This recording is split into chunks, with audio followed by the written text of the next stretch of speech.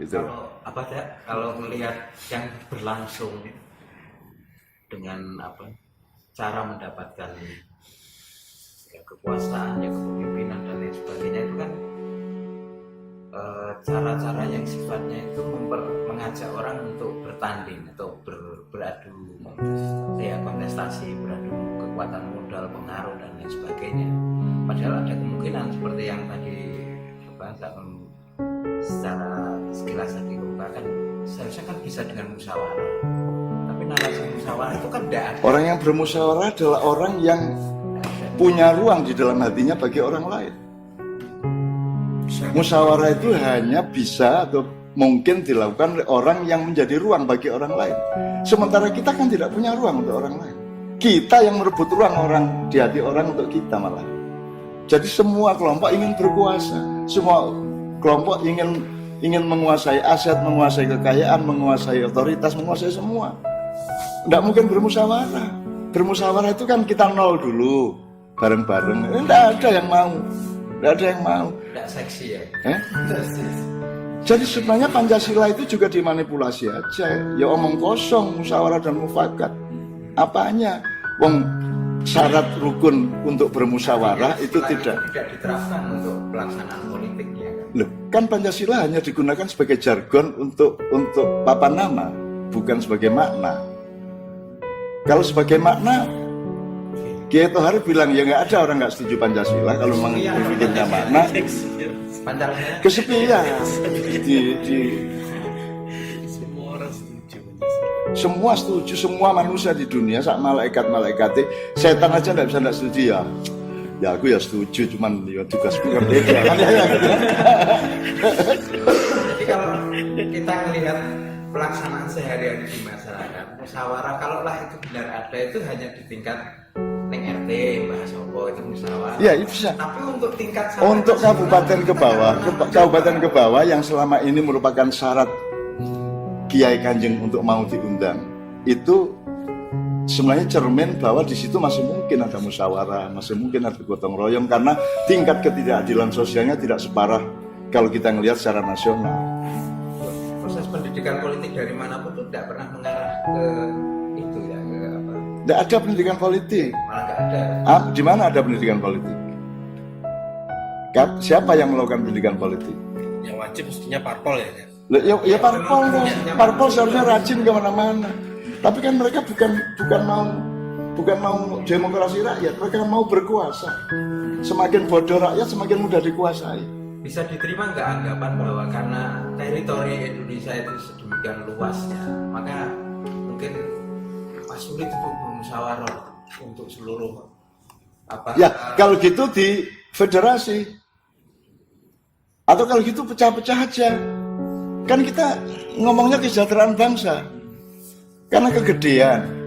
Masa satu kesebelasan 200 orang. Ya sudah dipecah 11-11. Kan tujuannya kan manusianya sejahtera, manusianya enak, nyaman kan gitu. Kenapa kita konservatif? Kenapa kita jumut terhadap bentuk negara, bentuk pengelolaan, jenis manajemen? Kenapa kita jumut? Kenapa? Ada kekhawatiran apa? Atau gitu ya? cari pemimpin besar. Ada juga teorinya untuk mengelola Indonesia. Maka kamu berpikir seperti yang kita bilang, kalau rakyat ini kan urusannya cangkul dan pisau, kalau pemerintah urusannya pedang. Kemudian negara ini harus dipimpin oleh kebijaksanaan yang tingkat keris.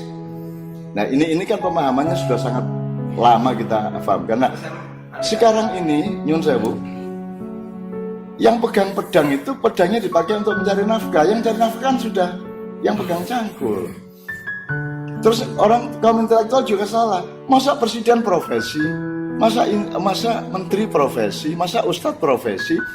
Profesi itu kan alatmu, fungsimu untuk mencari nafkah, untuk menjalankan suatu perjuangan. Nah, kalau dikaitkan dengan mencari nafkah, pegawai negeri tidak boleh mikir uang, apalagi menteri, apalagi presiden. Mereka sudah dijamin oleh rakyat kok. Juga guru. Kalau ustadz masih lumayan, karena ustadz tidak ada undang-undang untuk bayar ustadz. Hanya tergantung kepada akhlaknya yang undang. Tapi kalau guru kan ada gaji berdasarkan konstitusi. Presiden, apalagi presiden, menteri, bupati dan semua birokrat-birokrat yang lain kan sudah dijamin tidak boleh mereka mikir uang. Makanya jangan bilang presiden itu profesi. Makanya saya dari dulu tidak mau punya profesi. Karena saya tidak mau dituduh Tuhan, kamu tidak percaya sama saya toh. Asu bajingan kamu kan gitu. Kamu pikir kamu itu kelaparan kalau kamu tidak kejar-kejar uang, kan gitu. Kalau Tuhan gitu sama saya kan pingsan saya kan gitu. Jadi saya terserah Allah, yang penting saya kerja keras terus menerus berpuluh-puluh tahun. Pendidikan politik ngalahin parpol. Pendidikan politik, pendidikan spiritual, pendidikan kesenian, pendidikan budaya, pendidikan firman, pendidikan apa saja, pendidikan estetika, pendidikan harmoni, pendidikan kebijaksanaan, semua lengkap.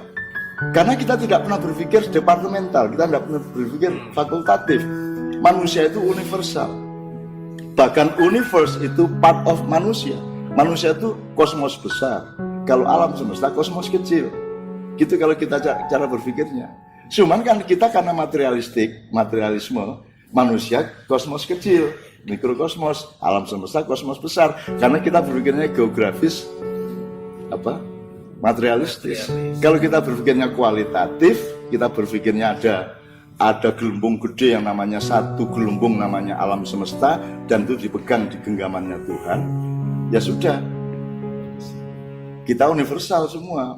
Makanya saya kemarin di UNER usul di ITS, Mbok kapan-kapan bikin universitas di UNER, di Unbra. Maksudnya gimana, Cak? Kan kalian belum punya universitas, kan kalian masih punya fakultas-fakultas. Lah iya, kalian aja nyebut itu universitas, padahal kan ini fakultas-fakultas. Kan gitu. Mbok kapan-kapan bikin universitas gitu. Jadi aku usul gitu. Tadi kita bicara negara Kesatuan Republik Indonesia ini sebagai rumah besar. Kemudian yang untuk menjalankan kebernegaraan itu berlangsunglah pemilu pilkada, pilpres dan lain-lain. Itu jangan-jangan kita itu memilih jenis rumah yang besar tapi keliru mengelola dalamnya. Sementara ada jalan lain yang diisyaratkan oleh Pancasila tapi nggak sungguh-sungguh kita tempuh, yaitu musyawarah tadi itu. Gitu. Ya, saya tidak ingin nyalahkan siapa-siapa, tapi kalau orang ngomong Pancasila sama saya kan saya ingin konfirmasi dari sila pertama sampai terakhir. Saya ingin konfirmasi, misalnya sila pertama ketuhanan yang Maha Esa, kamu kok kenal? Maksudnya ketuhanan itu Tuhannya apa sifatnya? Satu ya. Nomor dua, yang kamu maksud Tuhan yang mana? Tuhan yang kamu kenali dari mana? Kamu dapat bahan mengenai Tuhan tuh. Kalau kacang kamu pernah ke sawah atau kamu beli di warung, tapi kalau Tuhan kamu dapatnya dari mana? Kata siapa? Kamu kok kenal Tuhan? Jadi para pembikin Pancasila dan pelaku Pancasila ini Tuhan ini yang kamu kenal dari mana? Wacanamu dari mana kamu? Kamu aja jangan langsung sebut. Kok kamu kenal Tuhan? Ayo kita masuki ya bareng-bareng ya. Bagaimana mungkin manusia kenal Tuhan? Kok dia nyebut-nyebut Tuhan? Kan sudah jelas. Jangankan Tuhan, surga aja definisinya menurut Rasulullah mala ainun ra'at wala udhunun sami'at. Surga itu adalah segala sesuatu yang mata tidak bisa melihatnya dan telinga tidak bisa mendengarnya. Itu baru surga, belum Tuhannya. Lah kok kamu bisa punya Pancasila satu? Ternyata maksudmu Tuhan dari mana kamu bahannya? Dari mana kamu? Kok tahu? Ini sah nggak ini? Sila pertama ini. Kamu kok tahu? Kan tidak ada kemungkinan pada manusia untuk kenal Tuhan. Dia hanya tahu kehadiran Tuhan. Dia hanya tahu merasakan, mengalami, memikirkan, oh Tuhan ada. Buktinya ada kejadian ini kalau tidak ada Tuhan tidak mungkin terjadi, kan gitu. Bukti-buktinya. Nah, ini yang kamu maksud Tuhan yang Maha Esa itu dalam skala pemahaman yang bagaimana? Kalau dalam Ma'iyah kan jelas kita itu tahu Tuhan hanya satu kemungkinannya, ialah kalau Tuhan sendiri memperkenalkan dirinya ke kita. Karena kita tidak mungkin meneliti, tidak mungkin mengejar, nggak mungkin apapun dah. Hanya kalau Tuhan sendiri memperkenalkan diri. Nah, oke, sekarang kamu sudah ada sila pertama, berarti Tuhan sudah memperkenalkan dirinya kepada bangsa Indonesia.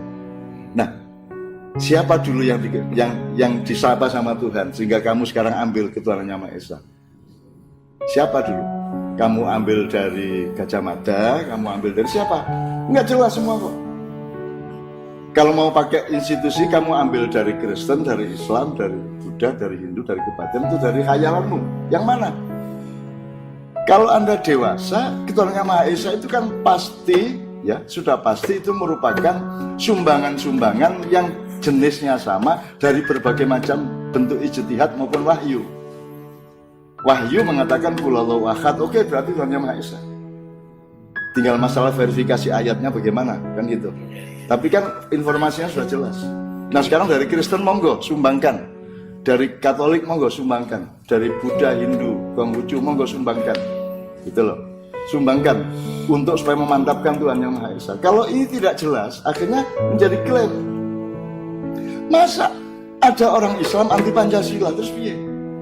Dan itu sego kula sing ngliwet teh. Itu nasi saya yang memasak di dapur saya. Begitu kamu makan, kamu ndak akui saya, bagaimana? Kamu pikir saya anti nasi, bagaimana sih? Jadi kita ini sebenarnya nggak sungguh-sungguh bernegara, nggak sungguh-sungguh terhadap nilai. Makanya di volume pertama itu kita iseng kayak terhadap nilai-nilai. Bahkan terhadap Tuhan pun kita setengah hati, jeng-jeng itu. Itu sebenarnya sudah dari dulu-dulu saya omongkan. Untuk Indonesia. Ya untuk siapa lagi lah. Dan gitu sebenarnya. Sampai ditiruin sama Nevi toh. Kita iseng. Bahkan seekor coro kayak sampai diajak-ajak sama oleh orang. Itu beneran. Loh, gimana saya sebut coro gimana? Loh kalau kita kan punya keindahan informasi dari Tuhan. Tuhan mengatakan aku tidak malu memberi perumpamaan kepadamu tentang lebah-lebah atau cacing atau nyamuk atau apapun yang lebih rendah dari itu. Innallaha la yastahi ayadriba masalan ma ba'udatan au fauqaha. Jadi saya sebut coro dengan bangga. Coro itu lebih gede daripada nyamuk yang Tuhan sebut. Kan gitu. Jadi kalau kita jelas, kalau saya memahami Pancasila, jelas asal-usulnya, hulunya jelas, sehingga hilirnya juga jelas. Kalau bangsa Indonesia tidak ngerti hulunya, bagaimana akan sampai ke hilirnya? Ini baru gagasan tentang Pancasila. Belum lagi aplikasi, belum lagi sampai ke formula negara apa. Bagaimana nih? Ngomong khilafah tapi tidak ngomong masyarakat Madinah. Lucu juga. Lo sudah jelas di Madinah tidak ada pemerintahan, tidak ada khalifah, tidak ada presiden, tidak ada raja, tidak ada semua. Yang ada adalah perundingan komunal. Jadi tidak ada undang-undang yang lahir dari orang pinter seperti Indonesia, Amerika, Rusia, Inggris. Yang ada adalah perjanjian-perjanjian horizontal antar masyarakat. Kan gitu. Nah, tidak ada orang yang menghargai itu seluruh dunia. Bahwa Piagam Madinah adalah satu-satunya konstitusi yang tidak dibikin oleh kelompok intelektual, yang tidak dibikin oleh orang sekolahan atau orang pinter, tapi dibikin otentik, orisinal oleh rakyat yang memerlukan perundingan-perundingan dan perjanjian-perjanjian. Kita ini tidak usah undang-undang, wong milih presiden aja tidak boleh sendiri kan, dipilihin parpol. Bukan milih itu namanya, dipilihkan. Jajan sak Beringharjo kok kita cuma diambilin 2, suruh milih loh. Lah kelantingnya saya mau kelanting yang di sana ya ada klepon, ada lemet, ada macam-macam di dalam. Kok yang kamu ambil cuma gedok mambu ini kan begitu. Gitu. Nah jadi kembali ke pertanyaan Haryanto, menurut saya tidak ada jawaban dari kita yang sifatnya pragmatis kecuali tadi. Kalau memang urusannya itu menurut kamu bisnya rusak, ya carilah supir yang juga seorang montir, yang juga seorang yang tidak hanya mengerti haluan, arah dan cara nyetir, tapi juga mengerti bagaimana memanage perbaikan bis dan berani. Jadi kalau utang dari luar negeri untuk danani bis, bukan untuk halusinasi dan khayal-khayal materialisme. Kursus nyopir. Kan gitu. Jadi sebenarnya jawabannya dibikin jelas, bikin tak jelas, tapi yang utama adalah ya bangsa Indonesia tanya dulu dong, ada diskusi-diskusi publik dong di kalangan mahasiswa, di kalangan santri, di remaja masjid Karang Taruna gitu, di berbagai level diskusi ini bangsa Indonesia ini masalahnya apa toh? Soal presidennya, apa soal konstitusinya, sistemnya, atau awalnya kita agak salah lahir apa bagaimana? Mbak itu dirumuskan, dan itu kan sudah kita workshopkan berkali-kali di MAIA, kan lumayan hasilnya. Tapi kan siapa yang percaya sama MAIA? Gitu. Pengajian kok workshop.